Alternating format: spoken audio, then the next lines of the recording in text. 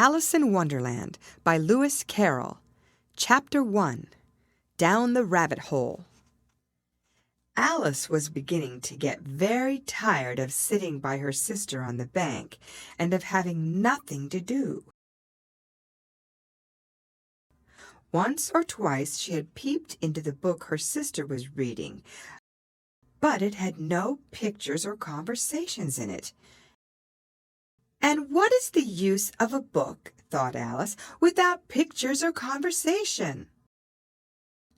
So she was considering in her own mind as well as she could, for the hot day made her feel very sleepy and stupid, whether the pleasure of making a daisy chain would be worth the trouble of getting up and picking the daisies, when suddenly a white rabbit with pink eyes ran close by her.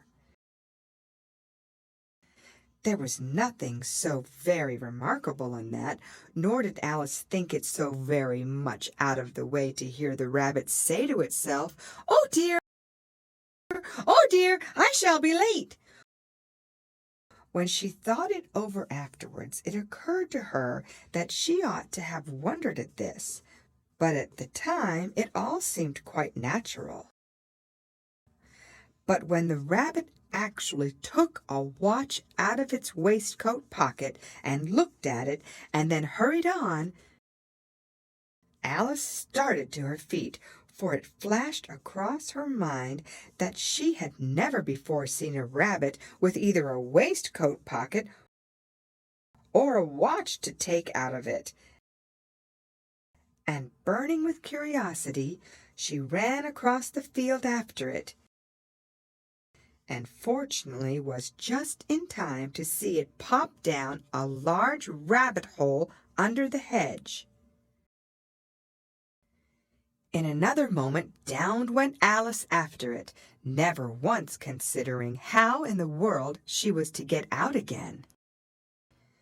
The rabbit hole went straight on like a tunnel for some way, and then dipped suddenly down, so suddenly that Alice had not a moment to think about stopping herself before she found herself falling down a very deep well. Either the well was very deep, or she fell very slowly, for she had plenty of time as she went down to look about her and to wonder what was going to happen next.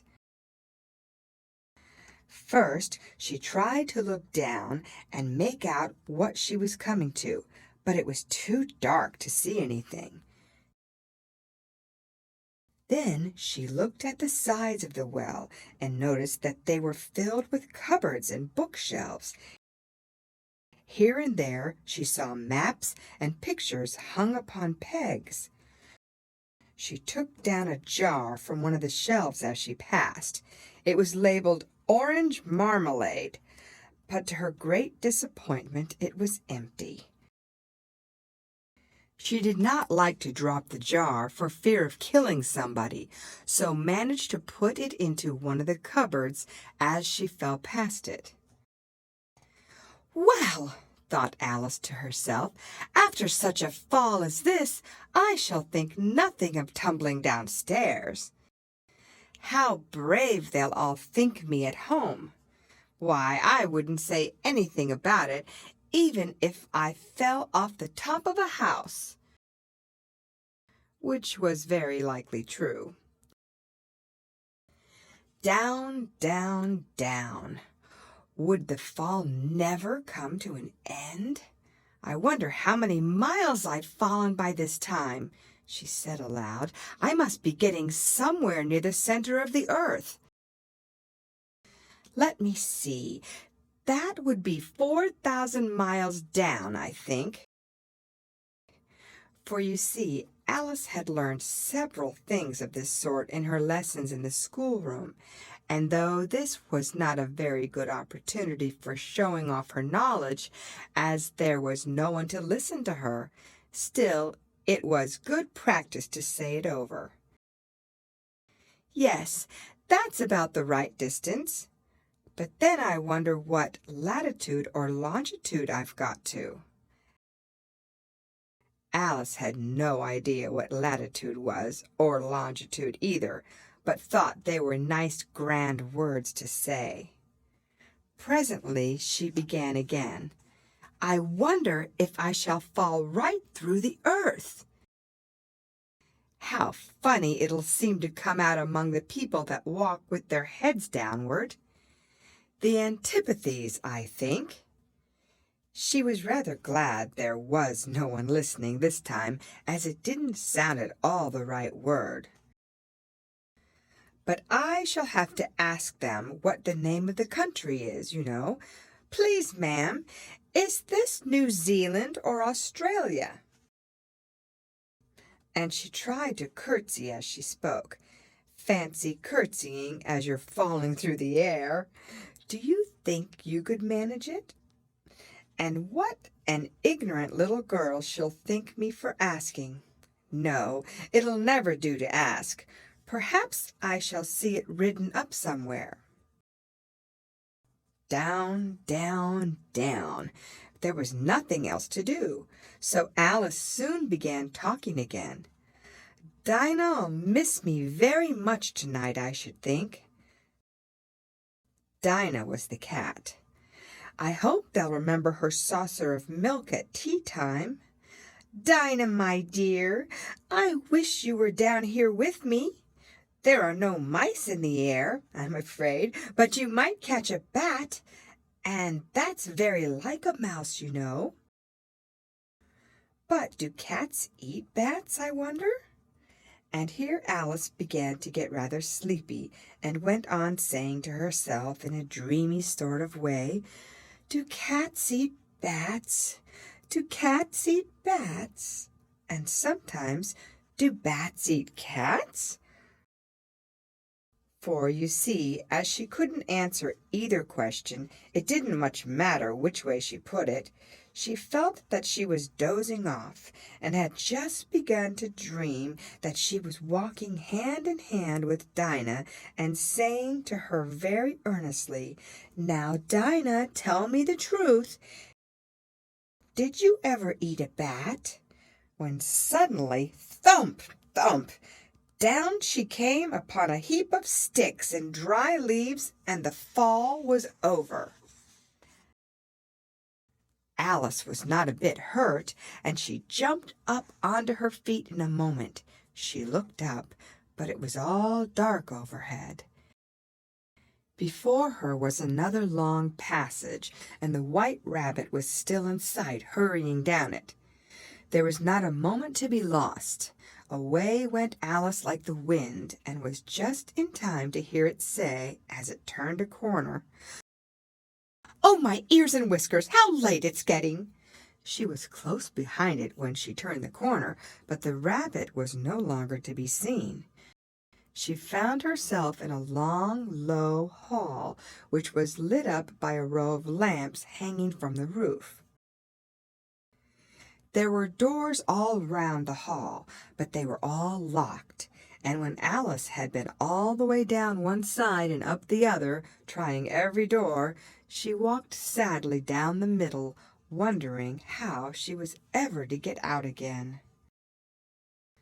Suddenly she came upon a little three-legged table, all made of solid glass.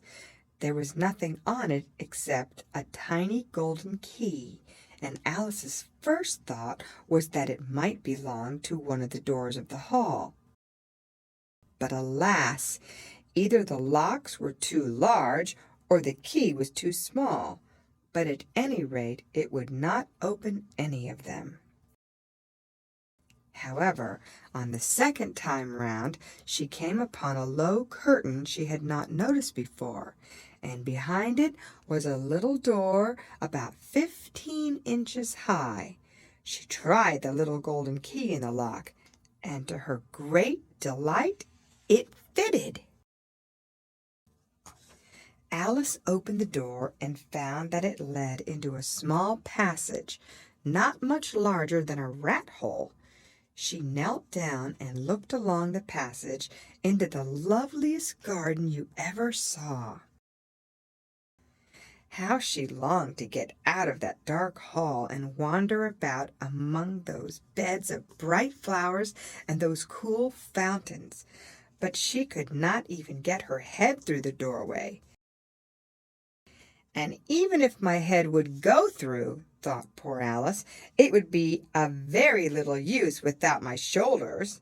Oh, how I wish I could shut up like a telescope. I think I could, if I only know how to begin. For you see, so many out-of-the-way things had happened lately that Alice had begun to think that very few things indeed were really impossible. There seemed to be no use in waiting by the little door, so she went back to the table, half hoping she might find another key on it, or at any rate a book of rules for shutting people up like telescopes. This time she found a little bottle on it, which certainly was not here before, said Alice. And round the neck of the bottle was a paper label with the words "Drink Me" beautifully printed on it in large letters. It was all very well to say "Drink me," but the little wise Alice was not going to do that in a hurry. "No, I'll look first," she said, "and see whether it's marked poison or not." For she had read several nice little histories about children who had got burnt and eaten up by wild beasts and other unpleasant things, all because they would not remember the simple rules their friends had taught them, such as that a red-hot poker will burn you if you hold it too long, and that if you cut your finger very deeply with a knife, it usually bleeds. And she had never forgotten that if you drink much from a bottle marked poison, it is almost certain to disagree with you sooner or later. However, this bottle was not marked poison, so Alice ventured to taste it, and finding it very nice, it had in fact a sort of mixed flavor of cherry tart, custard, pineapple, roast turkey, toffee, and hot buttered toast. She very soon finished it off. "What a curious feeling," said Alice. "I must be shutting up like a telescope." And so it was indeed.